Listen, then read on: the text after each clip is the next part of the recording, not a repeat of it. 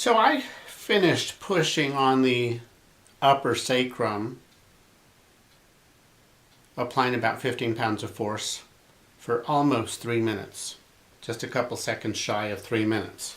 So now I'm going to take the pillow out from your ankles, and then I'll take the pillows out from your chest, and I'm going to level out the head of the bed.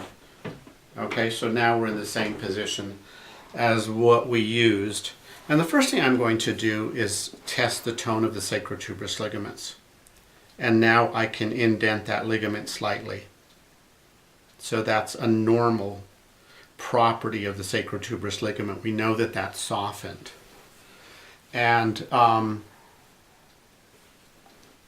I'm on the base of the sacrum, and I can now push a little bit.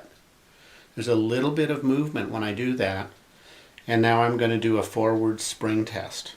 So I've taken up the slack, and there's a thrust.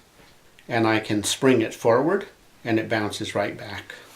Now it's interesting that while I was doing the treatment, you spontaneously remarked that that felt, what'd you say, it felt comfortable? It felt good.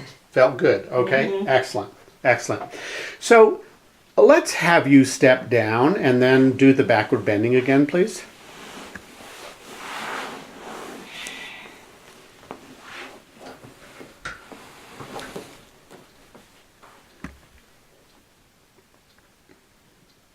I could do it better. Oh, yeah. You can do it better? Oh, yeah. You're nodding your head up and down.